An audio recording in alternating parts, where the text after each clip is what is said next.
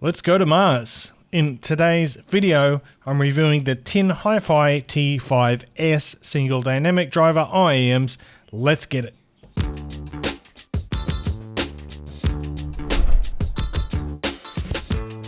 What's cracking, audio fans? It's David here from Prime Audio Reviews, and that is the box for the T5S IEMs.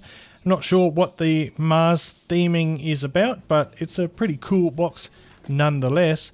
Let's have a look at the IEMs. There they are. By the way, this is the case, pretty fancy case that you get inside the box, and there's a fairly decent selection of ear tips in there, although they are designed for pygmy hamsters, or in other words, too small for my ears, but they should be fine for most regular humans. And you get some replacement mesh filters as well for the nozzles. So yeah, pretty interesting little case there. But back to the IEMs. So these are coming in at a price of $129.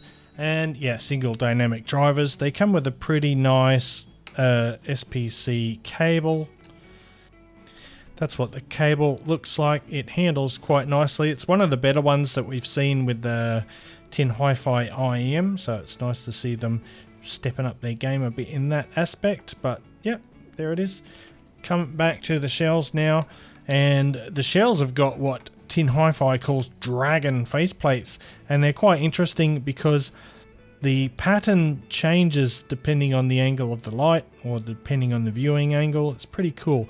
So in one aspect it looks like you've got these sort of brushed vertical stripes, and then when you look at it another way it kind of changes to a completely different pattern. It's pretty darn cool actually. But yes, they're all aluminium alloy, as you can see. Got a nice smooth matte finish on them. Pretty good average nozzle size with those mesh filters, a single vent down near the base of the nozzle there. And in terms of comfort, yeah, these are quite good. I can wear these for extended periods without feeling any fatigue or hot spots in my ears. And the build quality feels fantastic. But now it is time to dive right into the sound. And the T5S has a warm L-shaped or maybe U-shaped sound signature. It's got an elevated bass and a musical nature. It's a nice musical tuning that's emphasizing fun dynamics and thunderous low frequencies. So the bass is obviously boosted north of neutral and progressively gains intensity the lower it goes. And if you're into sub-bass rumble, these will happily rattle your skull all day long if you so desire.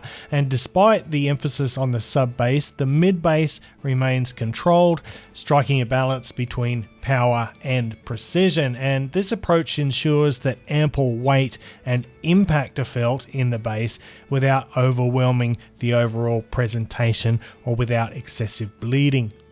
Then we have the mid-range, and the mid-range tones are warm and inviting with a pleasingly soft texture that adds a touch of romance to the sound. So it's a slightly smoothed sound with slightly rounded notes and not dull but softened edges.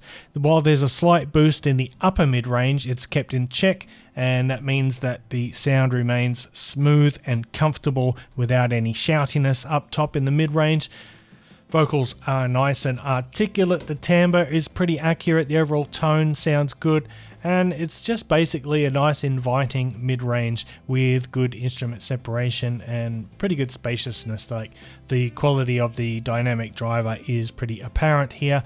And then in the treble, the treble is tuned to offset the weight of that sub bass, and it helps to maintain the overall tonal balance. And the lower treble contributes to the presence, the definition, and the articulation of instruments and vocals, particularly in the mid-range, while a strategic dip around, you can see there, 6 kHz to 7 kHz attenuates any harshness and sibilance.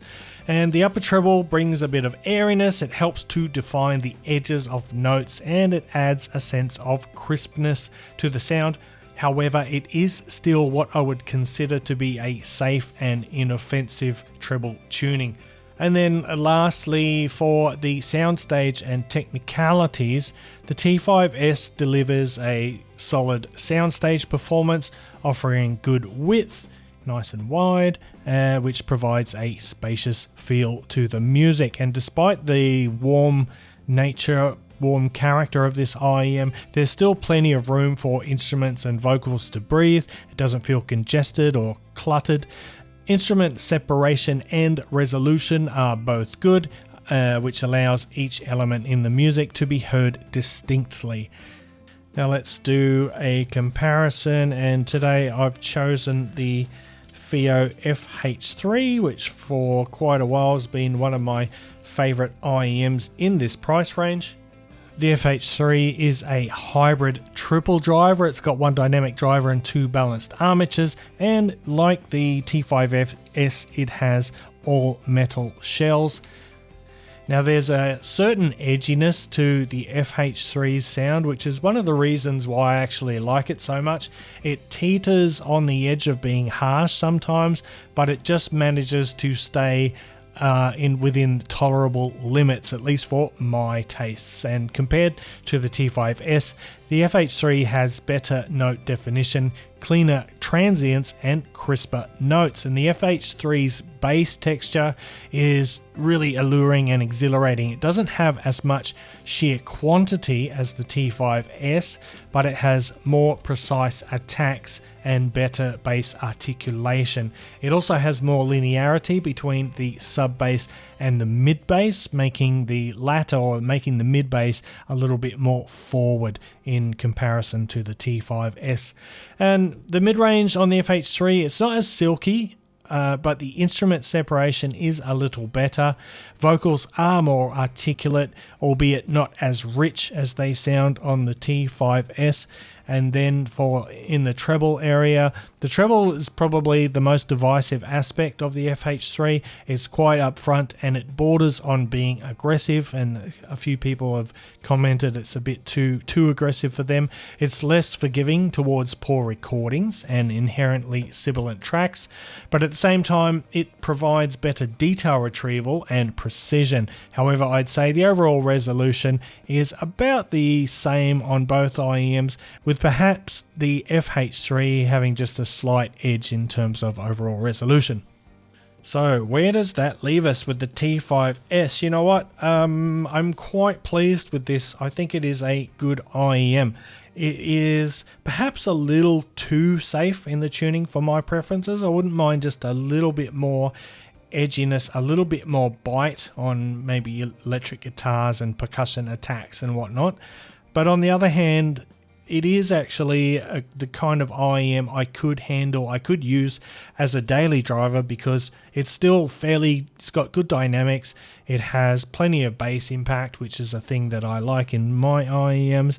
And at the same time, you can listen to it for hours and hours without sort of feeling fatigue, unless you are susceptible to bass fatigue over time. But anyway, that is the Tin Hifi T5S. I think it's a pretty good one, and I think if you're shopping around that $100, $129 price range, yeah, you should probably put these on your list of possible contenders. And with that said, I'm going to wrap it up there. Thanks for watching the video. If you liked it, give it a thumbs up. Parfam audiophile style. If you want to help support the channel, check out my Patreon link down below. Check out my social media links down there as well, or head over to the website for a whole bunch of articles on all audio related stuff.